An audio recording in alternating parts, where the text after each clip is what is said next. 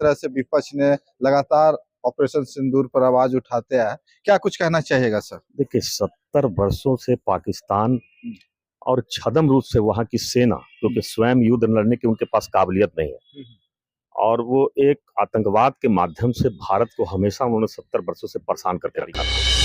विपक्ष लगातार सवाल कर रहा सीज फायर पर, आपने सीज फायर क्यों किया? जबकि किया ही तो अमेरिका से क्यों घोषणा हो?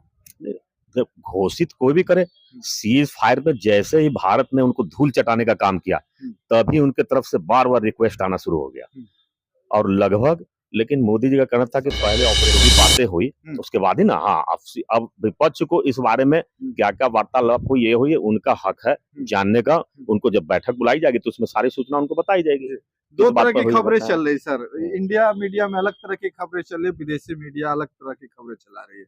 तो क्या पाकिस्तान नहीं, हिंदुस्तान ही उनसे रिक्वेस्ट किया और आप कह रहे कि पाकिस्तान रिक्वेस्ट किया? हिंदुस्तान क्यों रिक्वेस्ट कर रहे हैं भाई साहब? हाँ। नुकसान उनको हो रहा है। हाँ। उनका परमाणु रिएक्टर लीक कर रहा है। हाँ। उनके लोग मर रहे हैं, तो रिक्वेस्ट वो करेंगे, हमें क्या जरूरत थी? युद्ध को 4 माह पर बर्बाद करेंगे। और जो भी इस तरह की भाषा का इस्तेमाल करते हैं उनको माफी मांगना चाहिए, अविलंब माफी मांगना चाहिए। तो इसलिए इस वक्त ये सब कोई बहुत जो लोग इनको तुल देने की प्रयास कर रहे हैं, ये बिल्कुल गलत है। इस तरह की बयानबाजी बिल्कुल गलत है, हम उनको पूरी तरह से कंडम करते हैं। विपक्ष सवाल कर रहा है कि आपने जो तिरंगा यात्रा निकाला, क्या आज हमारे साथ भारतीय जनता पार्टी के हरजीत सिंह है, जो कि ऑपरेशन सिंदूर पे हम चर्चा करेंगे, किस तरह से सरकार ने ऑपरेशन सिंदूर को अंजाम दिया और किस तरह से विपक्ष ने लगातार ऑपरेशन सिंदूर पर आवाज उठाते हैं, क्या कुछ कहना चाहिएगा सर? देखिए 70 वर्षों से पाकिस्तान और छद्म रूप से वहां की सेना, क्योंकि स्वयं युद्ध लड़ने की उनके पास काबिलियत नहीं है और वो एक आतंकवाद के माध्यम से भारत को हमेशा उन्होंने 70 वर्षों से परेशान करके रखा था। तो बार बार मोदी जी ने उनको चिताया भी कि अगर भारत से मुकाबला करना है तो शिक्षा के क्षेत्र में मुकाबला करो, चिकित्सा के क्षेत्र में मुकाबला करो, अपनी गरीबी दूर करने में भारत से मुकाबला करो। जिस तरह से मोदी जी पिछले 11 वर्षों में देश से 25% से भी ज्यादा लोगों को गरीबी रेखा से बाहर निकालने का काम किया, तो पाकिस्तान भी की सरकार ऐसा कर सकती थी, वहां की सेना भी ये काम कर सकती थी। तो हमारे जो आम आवाम है पाकिस्तान की, उनकी गरीबी दूर करने पर फोकस करें ना। तो आप सिर्फ फोकस करते हैं भारत को परेशान कैसे किया जाए, भारत को प्रताड़ित कैसे किया जाए। तो भारत तो आपको दिखा दिया 100 सुनार की 1 लोहार की, और अभी उनको शायद पता नहीं है, देश दुनिया के लोग जानते हैं कि भारत में नरेंद्र मोदी जी की सरकार है और मोदी जी जो भी करते हैं फाइनल मैच खेलते हैं। तो इस बार उन्होंने उनको दिखा दिया, हालांकि अभी वार्निंग के तरीके से दिखाया है कि 3 दिन में उनको अपनी औकात दिखा दी भारत में, कि जिस जगह उन्होंने चाहा वहां हमला हुआ। और अभी तो केवल मैं एक सेना के विशेषज्ञ का पिछले 3-4 दिन पहले मैं उनका सुन रहा था विश्लेषण, उन्होंने बताया कि भारत ने केवल 20% हथियार का ही उपयोग किया है। अभी 80% हथियार तो हमारे म्यान में पड़े थे और हमने जो सेना की तैयारी जो पिछले 11 वर्षों में नरेंद्र मोदी जी ने की है, वो चाइना को फोकस में लेकर किया है। पाकिस्तान तो हमारे रिएक्टर में है ही नहीं, पाकिस्तान की तो उस तरह की जो है व्यवस्था नहीं है जो भारत से मुकाबला कर सके। हम जो भी तैयारी करते हैं चाइना को अपने फोकस में रख के करते हैं और उसी के आधार पर तैयारी करते हैं। विपक्ष लगातार सवाल कर रहा सीज फायर पर, आपने सीज फायर क्यों किया? जबकि किया ही तो अमेरिका से क्यों घोषणा हो? जब घोषित कोई भी करे, सीज फायर पे जैसे ही भारत ने उनको धूल चटाने का काम किया तभी उनके तरफ से बार बार रिक्वेस्ट आना शुरू हो गया और लगभग, लेकिन मोदी जी का कहना था कि पहले ऑपरेशन का अंजाम, पहले 3 दिन में तो ऑपरेशन खत्म हुआ, उसके बाद उनसे वार्ता हुई। हाँ, घोषणा कौन कर रहा है, किसको जल्दबाजी थी घोषणा करने की, उसमें हम जाना नहीं चाहते हैं। कोई स्वयं को स्वयंभू बन रहा है तो हम तो अपनी प्रधानमंत्री की बात सुनेंगे, हम अपने देश के नेताओं की ना बात सुनेंगे। हाँ, मान ले कि वार्ता चल रही है तो तीसरे पक्ष को जानकारी होगी, चौथे पक्ष को, बहुत सारे देशों को जानकारी होगी, कुछ उनके तरफ से होगी, कुछ हमारे तरफ से होगी।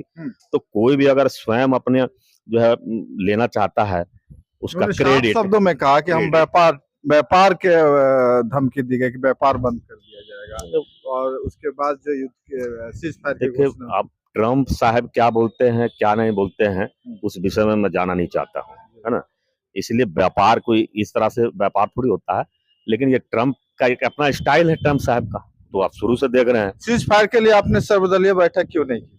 नहीं, सीज फायर सर्वदलीय बैठक क्यों क्यों सिर्फ सर्वदलीय बैठक उसमें क्या होगी? पहले जो जब जो युद्ध शुरू जो करना था तो देश- आपने किया। जो देश हमसे रिक्वेस्ट कर रहा है, हाँ। तो युद्ध के मैदान में हम फैसला लेंगे। हाँ। हमारी सेना फैसला लेगी कि पहले सर्वदलीय बैठक में उनका निर्णय होगा। हाँ। सर्वदलीय बैठक में तो हम उनको सूचित करेंगे कि हमने ये निर्णय लिया, हमने ये काम किया, उनको सूचना दी जाएगी सर्वदलीय बैठक में। पहले भी 2 बार सर्वदलीय 2 बार हुआ था तो उसमें आपने कहा था कि उनसे उनके बारे में एक्शन लेने से पहले सर्वदलीय बैठक हुई थी, जी उसमें सभी ने जो है सरकार के साथ हाँ में हाँ मिला के हाँ चलिए कीजिए आप। जी तो अब युद्ध चलता रहेगा, फिर सर्वदलीय बैठक में बुलाऊंगा। नहीं, जब आप सीज नहीं, फायर कर रहे हैं तो है। आप क्यों नहीं विपक्ष को विश्वास में लिया या सीज- पूरा देश को क्यों नहीं बताया? सीज फायर के लिए विपक्ष को विश्वास में जहां तक लेने का सवाल है, जी तो सीज फायर वहां के सिचुएशन के हिसाब से होती है।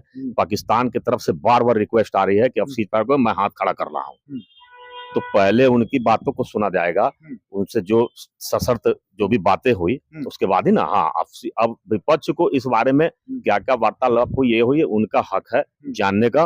उनको जब बैठक बुलाई जाएगी तो उसमें सारी सूचना उनको बताई जाएगी। 2 इस बात तरह पर की हुई खबरें बताया। चल रही सर, इंडिया मीडिया में अलग तरह की खबरें चल रही, विदेशी मीडिया अलग तरह की खबरें चला रही है।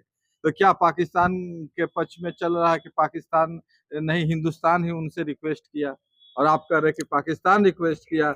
हिंदुस्तान क्यों रिक्वेस्ट कर रहे हैं भाई साहब? हाँ।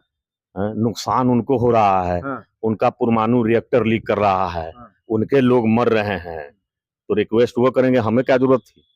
युद्ध तो 4 दिन और चलता तो उनकी कहानी खत्म हो जाती। तो बचना उनको है।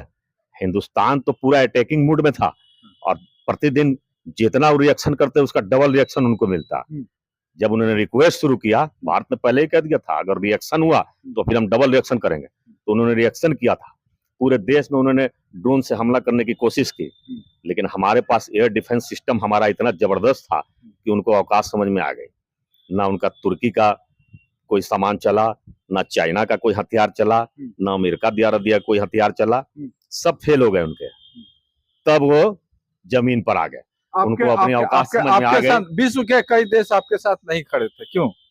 किस मामले में नहीं खड़े थे? आपके युद्ध में आपको तो कहा कि दोनों आदमी को भारत स्वयं सक्षम है युद्ध लड़ने के लिए। हमेशा आपको खुद सक्षम बनना पड़ेगा, कोई देश आपके पीछे नहीं आएगा युद्ध लड़ने के लिए। तो इतने दिन घूम घूम के आपने संबंध अच्छा बनाया, जब जरूरत थी तो कोई साथ क्यों नहीं? कोई युद्ध लड़ने आपके तरफ से कौन आएगा? ये आतंकवादी हमला हमारे ऊपर हुआ, पूरा विश्व आतंकवाद से ग्रसित है, पूरा विश्व। तो क्या इस मुद्दे पर सभी देश को एक होके इस पाकिस्तान के खिलाफ या पाकिस्तान में जो आतंकवादी संगठन का जो होना चाहिए, तो उसको एक साथ मिलकर क्यों नहीं खत्म? सबको एक होना चाहिए, और एक नहीं होंगे तो हम उनका इंतजार करते रहेंगे क्या? पिछले 70 वर्षों तक कांग्रेस पार्टी यही कर रही थी, सबको कहती थी एक हो जाओ, आतंकवाद के खिलाफ एक हो, लेकिन कौन हुए? कोई नहीं हुए। तो मोदी जी बोले कि हम अकेले काफी। अच्छा। और भारत अकेले काफी है। तुम आते हो तो ठीक, नहीं आओ तो जयराम जी की। अच्छा। भारत खुद सक्षम है आतंकवाद से लड़ने के लिए, हम अपनी ताकत पर जिंदा हैं, उधार की जिंदगी पर नहीं जिंदा है। इसलिए भारत ने ये दिखा दिया कि कोई नहीं भी हमारे साथ आता है तो आतंकवाद पर जो मेरे जीरो टॉलरेंस की पॉलिसी है उसको हम लागू करके इस देश में रहेंगे। सूफिया कुरैशी पर आप ही के एक लीडर ने मतलब टीका टिप्पणी की है, क्या कुछ कहेंगे? देखिए, सूफिया कुरैशी जी हमारे भारत की जो है सैन्य शक्ति की एक प्रतीक है और हमारे देश की बेटी, हमारे देश की बहन है।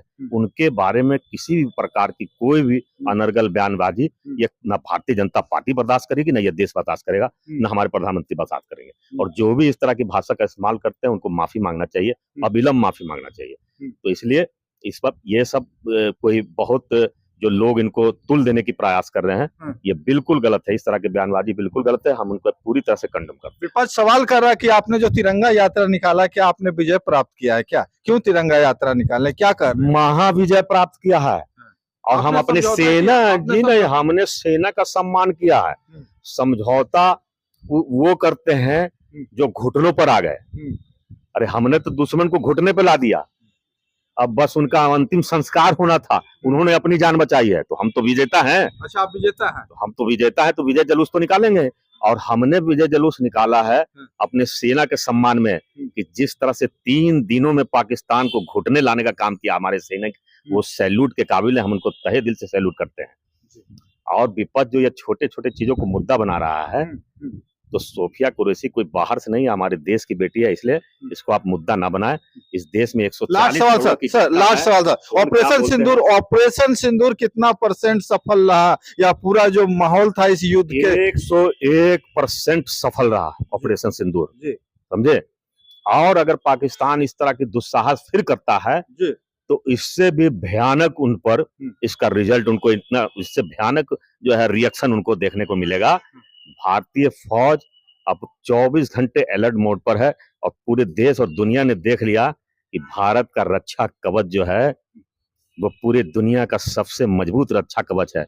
और इजराइल जैसे देश ने भी हमारी तारीफ की है और इजराइल हर मोड़ पे भारत के साथ खड़ा है। चलिए, बहुत बहुत धन्यवाद। ये थे हमारे साथ हरजीत सिंह, जो भारतीय जनता पार्टी के बड़े लीडर है। इन्होंने अब तक की बहुत बड़ी खबर बताई कि जो ऑपरेशन सिंदूर था 100 से ऊपर % ये सफल हुआ और इसमें सेना का महत्वपूर्ण योगदान था। साथ में सोफिया कुरैशी के बारे में कहा कि बहुत अच्छी हमारी बहन है, उन्होंने जो काम किया बाकी सराहनीय है। बाकी वीडियो कैसा लगा जरूर कमेंट करके बताएं। बहुत बहुत धन्यवाद साथियों।